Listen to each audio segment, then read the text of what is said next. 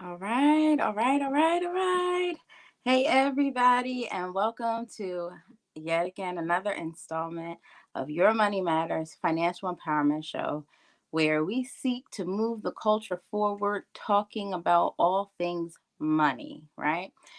We continue to put on meaningful programming for you so that you have information, resources, things that you can use. We have guests that are experts that provide a lot of information for our listeners so that you're not out trying to figure out how everything works, right?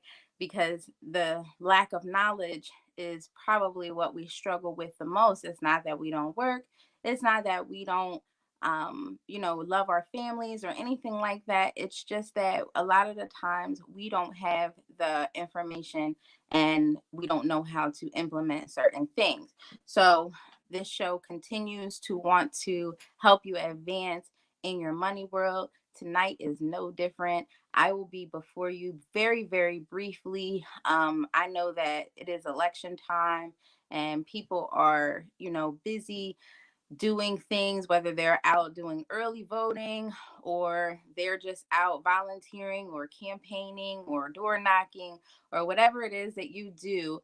I feel that it was very, very important for me to take some time out to use my platform to discuss some things that I find to be very, very important because your money matters, right?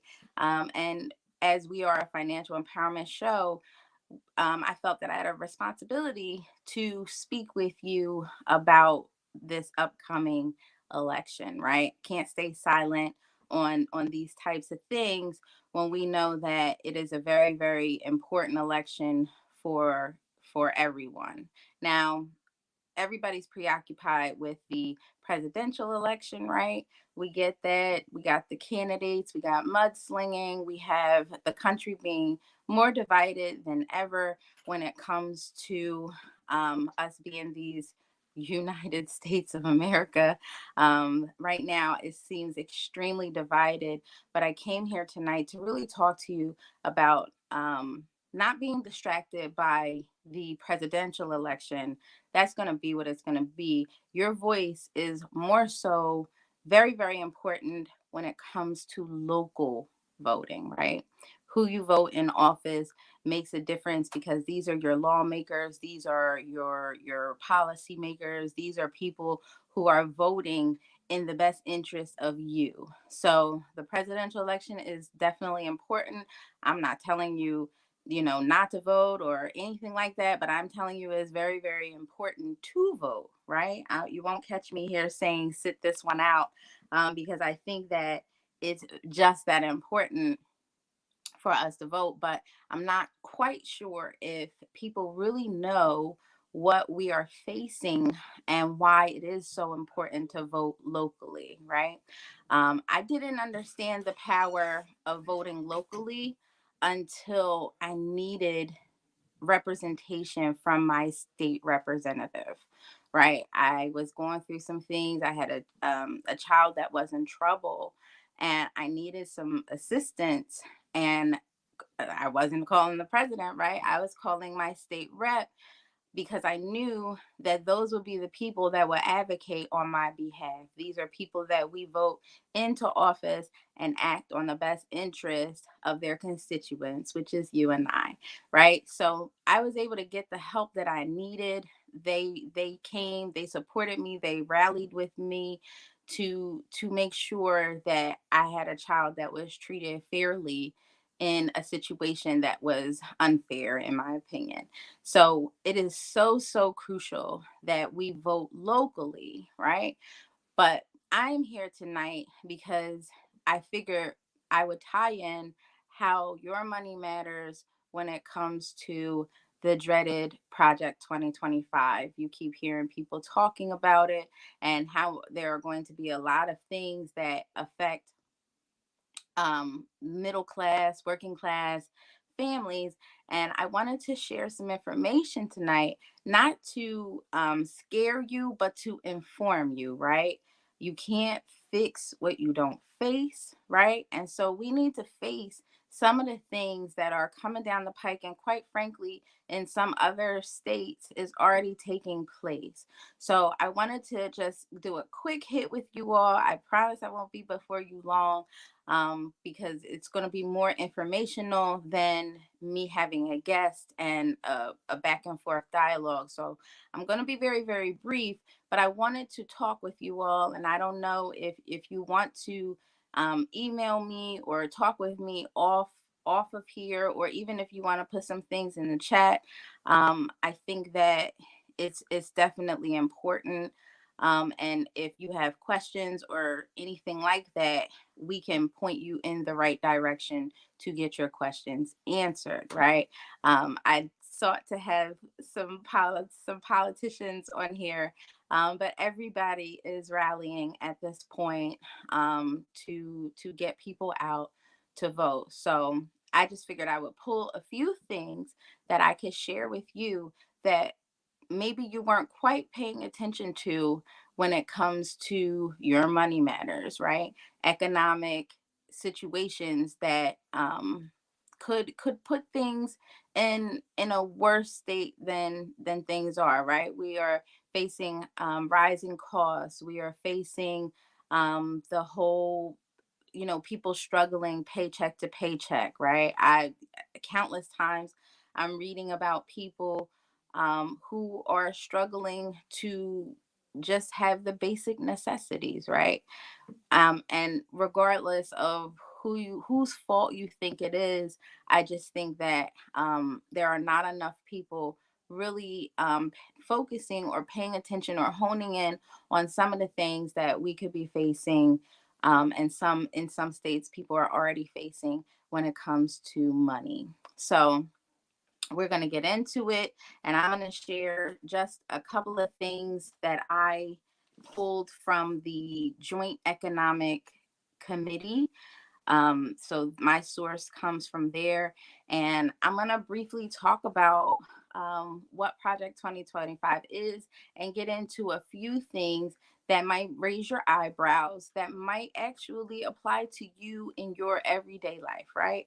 So, Project 2025 is a radical plan that details how a Republican administration would undercut the U.S. economy by hiking taxes on middle class families, dismantling worker protections, and reversing investments that are keeping the U.S. economy strong. I'm not sure if you all noticed, but people say, "Are we better than we were 4 years ago?" Um, their people's retirement plans just almost doubled. So check your statements and see if you have had an increase when it comes to the stock market. But reversing federal investments that are keeping the U.S. economy strong. This Republican plan would concentrate power, make life harder for working people, and give handouts to wealthy corporations.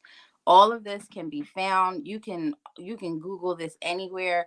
The things that I'll be reading, I will be telling you what page it's on. It is a very, very lengthy document, which is probably why a lot of people haven't tapped into reading it. It is a very, very lengthy document, at least 900 pages. So I don't know if you're like me, where you might get overwhelmed trying to read these things, but I'm going to just touch on a few things and how it could affect your money.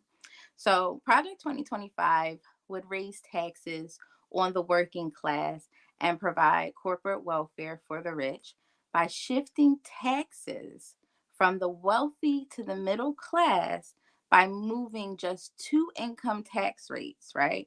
A 15% tax rate for people earning up to 168,000, and a 30% tax rate for people earning above that, right? That's on page 696 of Project 2025. This would force many middle class families to pay thousands of dollars more in tax payments. It would also take away most deductions, credits, and exclusions, also page 696, and does not specify that it would keep, I'm sorry, and does not specify that it would keep provisions like the earned income tax credit or the child tax credit that overwhelmingly benefit low and middle class families. Now, let's break this down. Let's talk about it for a second. How many of you, when you go to file your taxes, rely on the earned income tax credit or the child tax credit, right?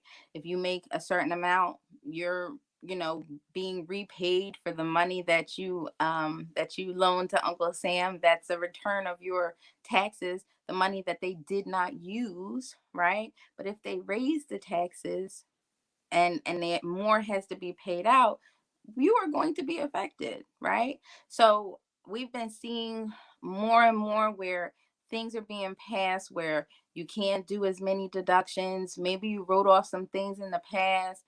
I've had a tax representative on my show who says that now the only people that really benefit from tax deductions are people who own businesses, right? So when you were tithing at church or giving charitable donations, that stuff used to be able to be written off.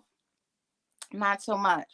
So we are watching a reduction in deductions, and it's affecting how much of your income tax you get back. But if they raise the taxes, you're going to get even less back. Would you agree? You probably would agree with that, right?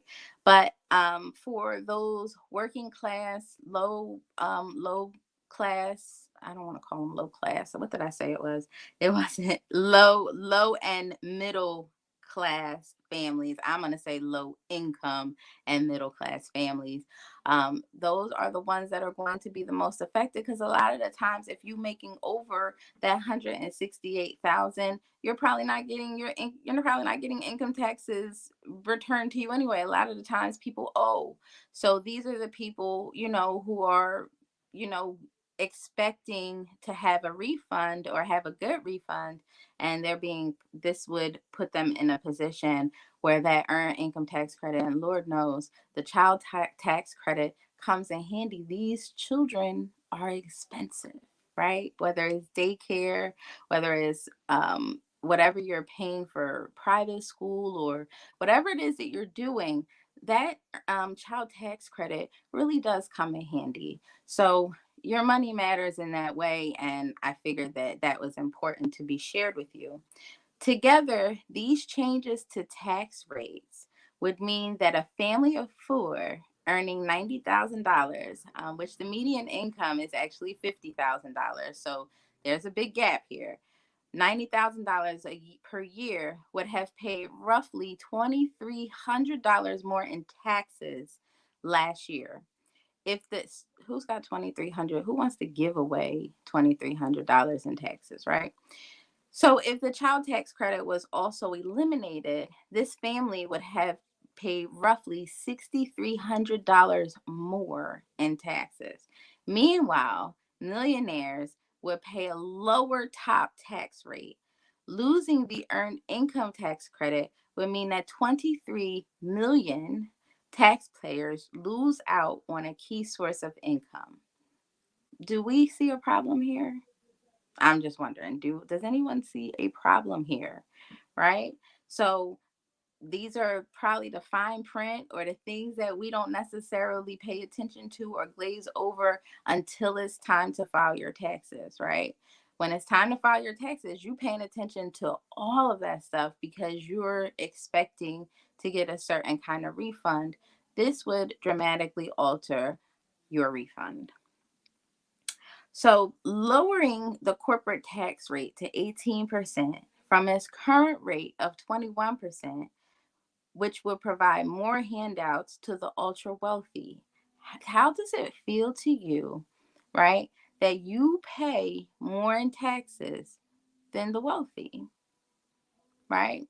Time and time again, um, tax breaks are given to the wealthy, and some people will say, "Well, they're given to the wealthy because those are the same wealthy that's creating jobs or giving jobs to people." But if the jobs that you're giving to people, they can't afford to put food on their table, or the standard nowadays is people are working two and three jobs. That's the norm, right? Where people are saying, well, it's almost normal to have a second job. Since when? Right? Before, you might have had a second job because you wanted to get ahead, not just get by, right? But it's becoming that way because as prices rise, paychecks are not. So if paychecks are not rising and we are in a position where there is a high struggle for the basic things, what does that translate to, right? So that there's that. So I had to stop. I feel like I had to stop and talk about that, right? Because that's a big thing, where they're saying, well, the wealthy shouldn't have to pay as many taxes. But I definitely feel like maybe they. I just don't think that I should pay more than they do. I don't know about you, but that's how I feel. So the last time Republicans cut the corporate tax rate from 35% to 21%, and all of this might go over your head, but again, it's going to affect you when you go to do your taxes and you find out what that you're paying a lot.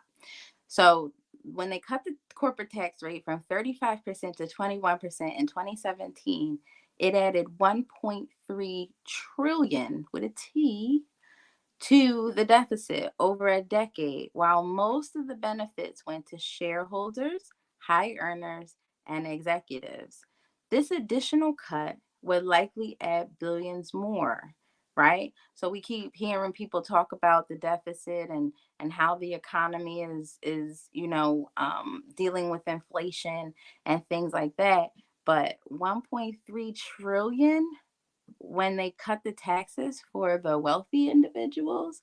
I plan to be wealthy one day, but I still think that we should. If I become a wealthy individual, I shouldn't be paying less taxes than those who are not wealthy. Maybe I just feel some type of way about it. But anyway, creating a consumption tax such as national sales tax. This is on page 698, which would force working families to pay more at the grocery store, gas pump, and any other place they buy goods and services, right?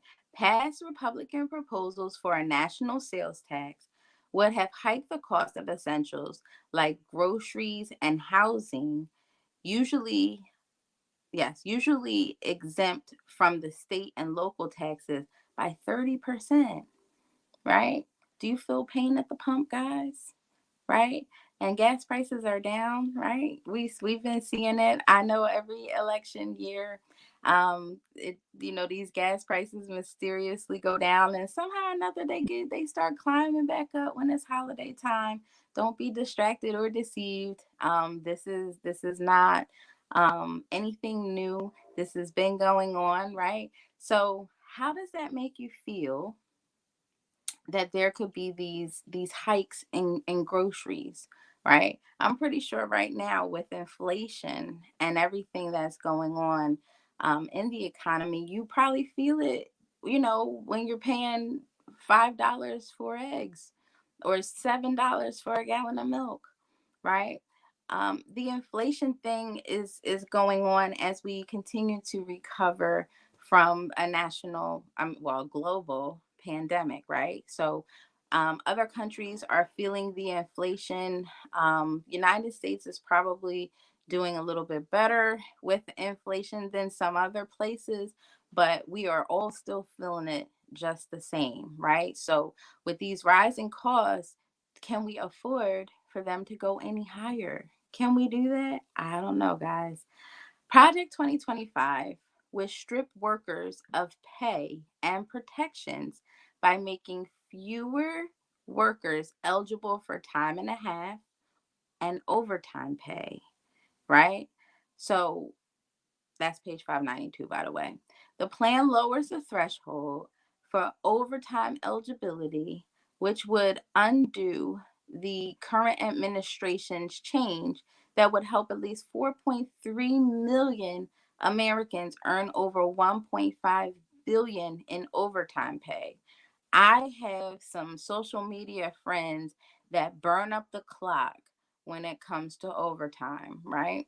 They are working 12-hour shifts, they are working doubles, they are doing all kinds of things because they want to have a comfortable life, right? So they might work overtime. I worked 14 days straight, or I did time and a half. I got time and a half, and things like that. When people work the holidays, all those different things, imagine having that be cut. Can you think about that? Think about your check. Think about how it's already taxed ridiculously, right?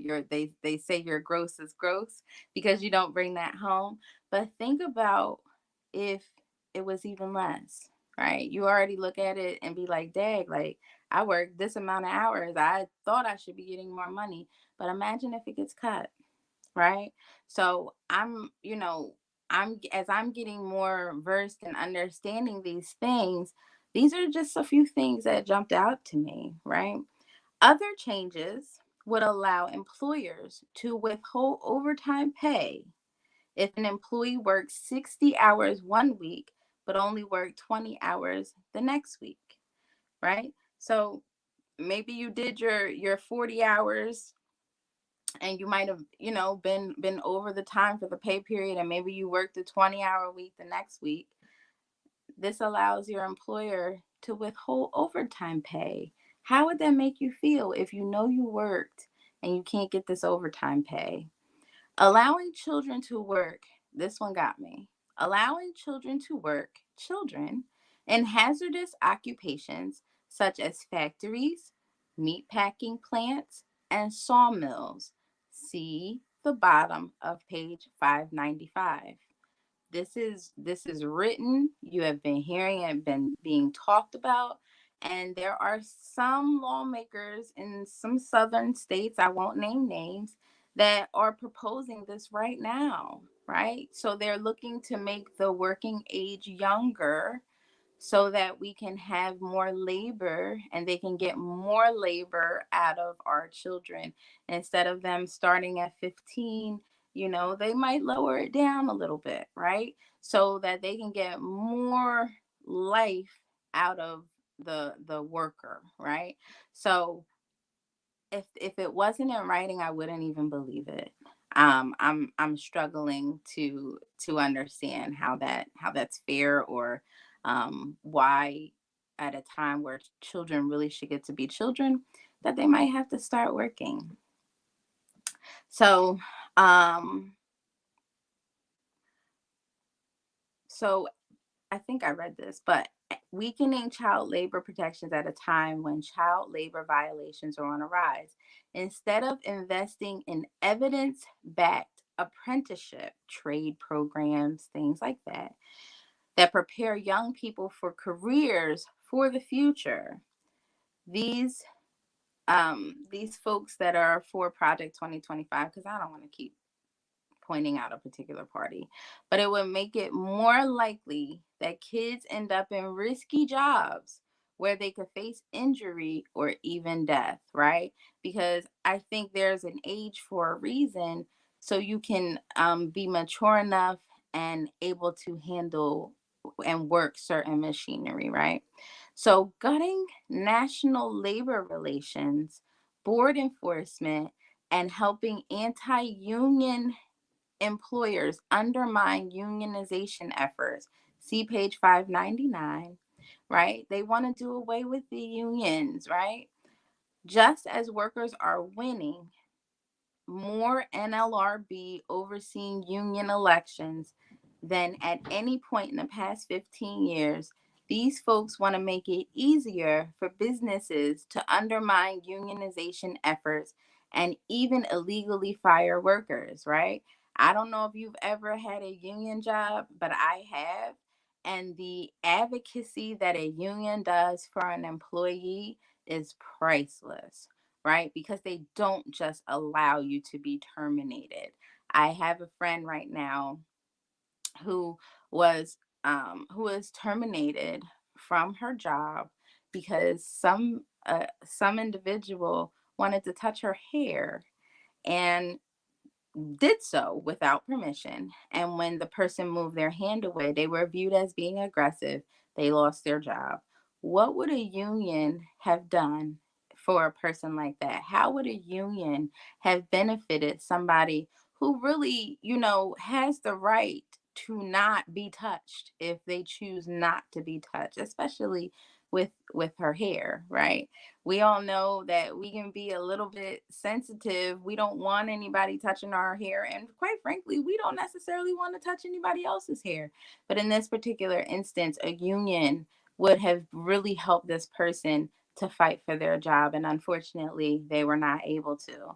So how would that, because I feel like that's an illegal firing, right? Where you say, oh, this person's aggressive, but the person that was touching her wasn't. You don't want to see that as being aggressive.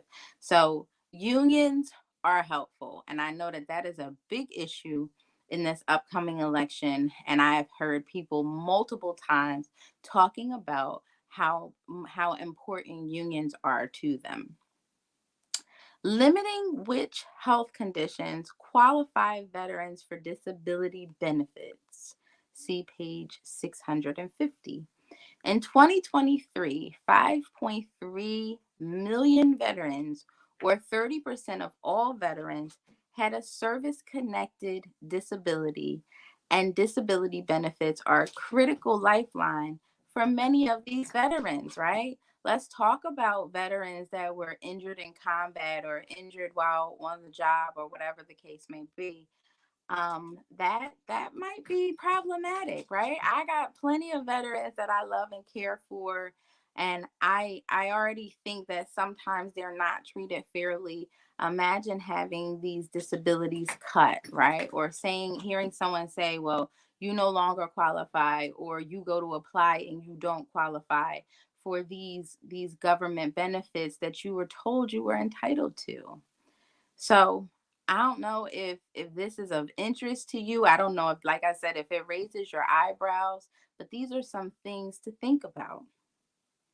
Project 2025 would undercut economic security by rescinding and repealing Democrats' investments in infrastructure and clean energy, page 365, that have helped manufacturing, construction, investment triple since January 2021, creating blue collar careers that enable working people to support their families, right?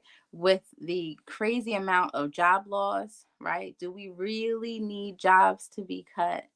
Right. Right now we're seeing the more trickle down effects of COVID, and we're seeing certain places being going into bankruptcy. I don't know if you pay attention to the pharmaceutical, well, the pharmacies like our Rite Aids, our Walgreens, our CVS's. A lot of them are going bankrupt because guess what? During the pandemic, what did people do? They ordered online. So now people aren't going in store as much. So things have been drastically altered from COVID, and these are the after effects of it. So, do we need more manufacturing jobs? The things that help, well, the opportunities that help us to have all of the things that help us to function, is that what we need? Right? Do we need these things to be cut? No more job loss if we can help it. I would hope that's how we feel, right? Abolishing the Consumer Financial Protection Bureau, page 839, which stops predatory lenders and banks from defrauding the American people and has delivered $19 billion in consumer relief for Americans.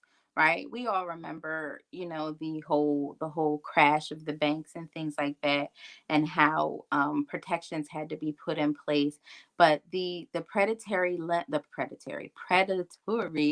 lenders, that capitalize on, these payday loans, or these crazy interest rates for you to repay. A lot of that had come to a close, or had diminished significantly.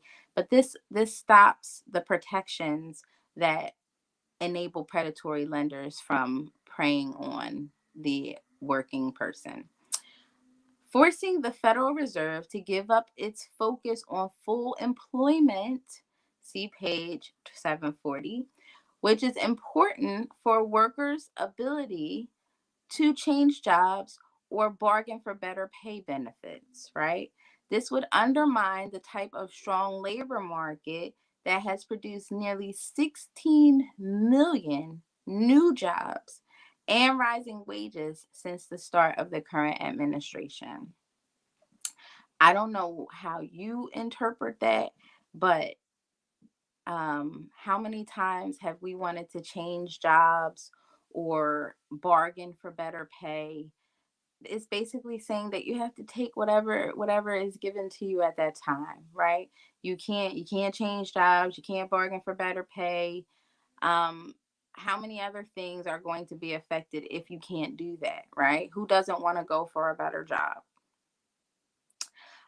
Okay, so this would undermine the type of strong labor market that has produced nearly 16, I think I read that, 16 million new jobs. How does that sound, guys? 16 million new jobs that could possibly happen being stripped. In addition, Project 2025 would eliminate checks and balances on the president, giving them complete immunity to make business deals that enrich themselves and their favorite CEOs. Project 2025 lays out a bleak vision for America where the president, and I'm not going to name names, but from what I understand, there's a particular individual whose name is mentioned in that document over 300 times. So I'm sure we can fill in the blank. Unchecked power to raise taxes on middle class families and cheat workers out of their pay. The plan is also on assault for people's reproductive rights, the rule of law, and a host of other core American freedoms. Reproductive rights affecting many people, but really the cost of what it would take if you couldn't make decisions. So I'll tie that in with the whole money issue. But it seems like these things are, like I said, taking place already. And as I said to you before, it's very important for you to vote locally, right? You can definitely, I'm not, I want you to vote and for your president, whoever you choose for that person to be, but I also want you to be informed and understand that the things that go on locally and around you, um though those people you need to be voting for if they represent your interests, right? And that's when people ask me about who I'm voting for, I say I'm voting for the person that best represents my interests, right? You vote for the person that represents your interests. I'm voting for the people the person or people that represent my interests, right? Looking to have I want my children to be able to have the same opportunities that I've had coming up in as a working class American.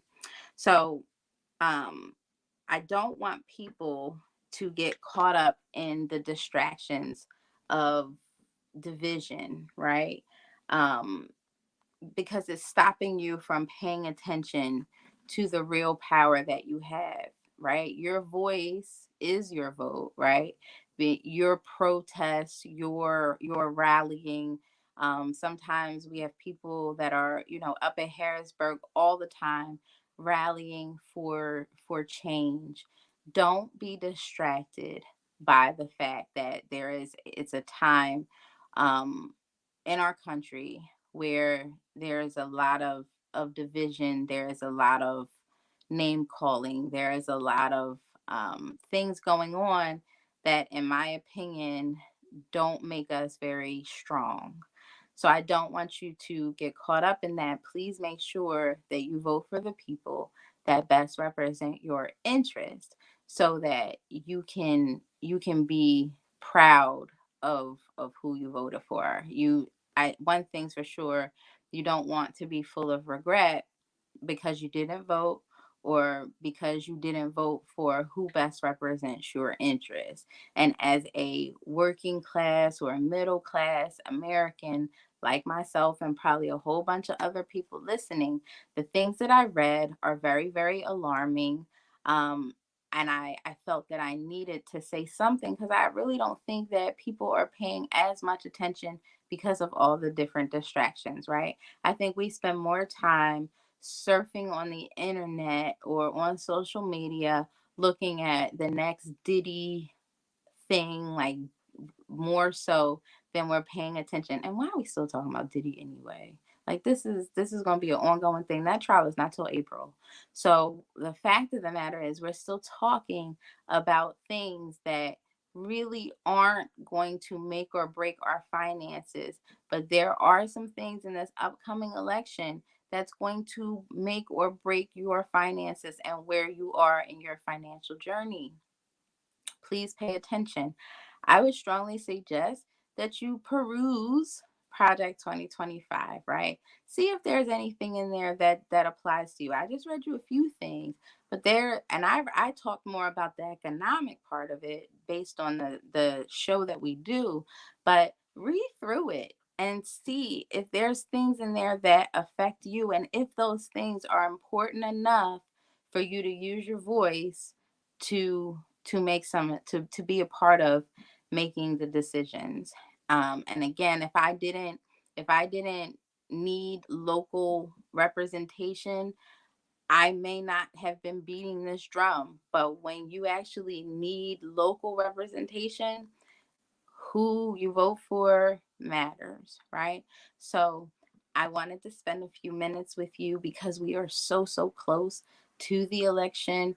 And I wanted to encourage you, don't be distracted by the nastiness that you're seeing going on right now. There is a lot of hatred, there is a lot of negativity, there is a lot of mudslinging and criticisms and things like that, but stay focused on what best represents your interest. And it could be a particular presidential candidate, it could be local candidates, but pay attention to what best represents your interests as somebody who pays taxes and is a citizen in this country. So with that being said, I said I was going to be before you briefly, and I meant it because those things were just important enough for me to jump on here with you and share.